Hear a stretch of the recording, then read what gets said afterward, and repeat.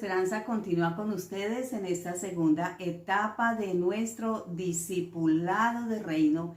Y recuerda que estamos hablando de las disciplinas espirituales porque vamos hacia hombres y mujeres que somos espirituales, que podemos vivir una vida en el espíritu, que es algo que no es imposible, sino que simplemente es una forma de discipularnos. Por lo tanto, vamos a mirar en estas disciplinas que hay tres formas o tres divisiones, por decirlo de alguna manera. Están las disciplinas internas, las disciplinas externas, pero también las disciplinas colectivas. Y vamos a empezar con las disciplinas internas. Y dentro de las disciplinas internas está la disciplina de la meditación. Y cuando hablamos de meditación, bueno, quizás algunos van a estar diciendo de qué estamos hablando. Pero bien, es que estamos entendiendo que hay tres cosas: el ruido, la premura y las multitudes, que es como la forma en que Satanás ha logrado esclavizarnos, retenernos, llenarnos de mucho ruido, llenarnos de muchas gentes continuamente y además de mucho afán. Por estas tres elementos, entonces nuestra vida espiritual ha sido muy fatigada, ha sido muy acelerada y casi difícil. Entonces, por eso, cuando estamos hablando acerca de la meditación, con frecuencia quizás nos preguntamos, ¿puede hablar de meditación a un cristiano? Y bueno, eso es lo que estamos tratando de resolver. Entonces, la meditación, voy a ir a unos pasajes bíblicos, porque la meditación ha sido siempre una parte clásica y fundamental de la devoción cristiana, una preparación decisiva para la oración y una obra conjunta entre la oración y la meditación. Sin duda alguna, parte de esa meditación está en nosotros y nosotros la hemos practicado. Por eso vamos a ver los pasajes. Uno de ellos es Génesis 26, 63 y dice: y había salido Isaac a meditar al campo a la hora de la tarde. Mira que está hablando de Isaac y está hablando de un tiempo en que él estaba a solas meditando. Luego dice el salmista en el Salmo 63, 6, dice: cuando me acordé de ti en mi lecho, cuando medité en ti en las vigilias de la noche. ¡Qué tremendo! Porque estamos hablando de dos cosas ya aquí que podemos mencionar. Isaac había salido a meditar a solas, ¿cierto? Luego encontramos aquí el salmista hablándonos de que en ese tiempo él estaba en el lecho, es decir, no estaba ni siquiera en una cierta posición, sino que estaba recostado en su lecho en las vigilias de la noche y que estaba haciendo, meditando en Dios. Un texto más en el Salmo 119, 146, dice: se anticiparon mis ojos a la vigilia de la noche para meditar en tus mandatos. Es decir, ahí está el salmista en toda una noche, en ese tiempo de pronto de silencio, y él aprovecha para meditar. ¿Para meditar en qué? En los mandatos de Dios. El Salmo está allí llevándonos a un contexto de silencio, de profunda pensamiento en el Señor. Luego el salmista, a través del Salmo número 1, que es mucho más conocido por nosotros, dice: en la ley del Señor está su delicia, y en su ley medita de día y de noche. Observemos que ahí está hablando incluso de una meditación en la palabra, de un estar recordando lo que había leído en el día, quizás en la noche estaba recordando y estaba volviendo a tener tiempos de meditación.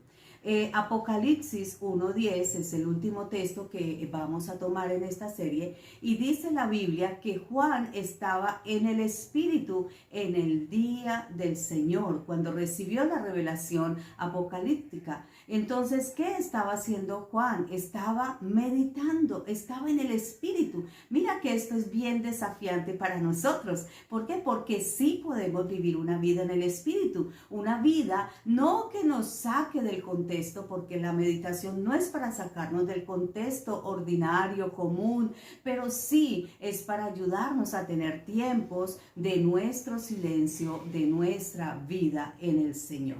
Entonces, vamos a establecer de pronto las diferencias que hay entre la meditación oriental y lo que es la meditación cristiana, porque eso es lo que de pronto nos puede preocupar un poco. La meditación oriental y lo que es la meditación cristiana. Vamos a hacer una diferencia de ellas para poder estipular realmente las premisas en las cuales está basada la meditación cristiana.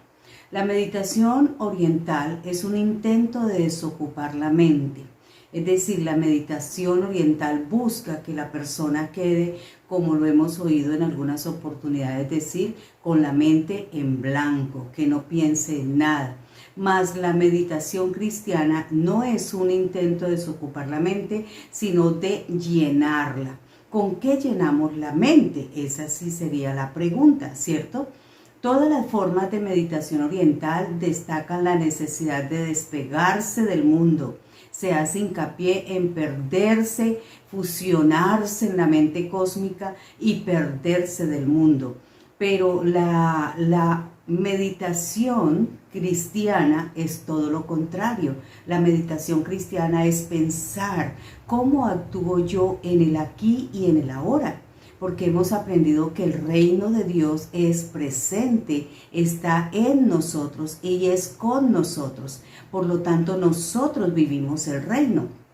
Entonces la meditación cristiana no es huir del mundo, no es poner mi mente en blanco, no es no pensar, no es desocupar mi mente, sino que la meditación cristiana es pensar. ¿En quién pienso? En Dios. ¿En quién medito? En Dios. Con Dios comienzo a meditar en las situaciones que están a mi alrededor, en los ambientes, en las necesidades, y Él va a traer respuestas muy precisas. ¿Por qué? Porque mi manera de pensar en el Señor, de buscarle, de darle la supremacía de todo lo que Él es en todas las cosas, entonces eso me va llevando hacia una búsqueda real de Él. La orientación de la meditación oriental trata de que el hombre piense que no hay Dios, que no hay nada a que aferrarse en esta tierra, que no hay esperanza en esta tierra, que aquí todo está dentro de una atmósfera devastadora. Por eso no miran hacia el mundo, hacia el medio ambiente, hacia la gente. Mas la meditación cristiana es todo lo contrario. Yo pienso en Dios, pienso en unirme a Dios, pienso en hacer equipo con Él, pienso en trabajar mutuamente, pienso en que Dios tiene esperanza para esta nación, pienso que Dios tiene respuesta para las necesidades, pienso que Dios obrará en las familias. Es ahí cuando miramos, por ejemplo, una situación de familia, un hijo con necesidades, una persona que ha caído en las adicciones, y entonces uno dice, oh Dios, tú tienes una esperanza y una respuesta para esta necesidad. Yo creo, pienso, miro, lleno mi mente de fe, de confianza en ti como Dios, que tú haces la obra perfecta en esta persona.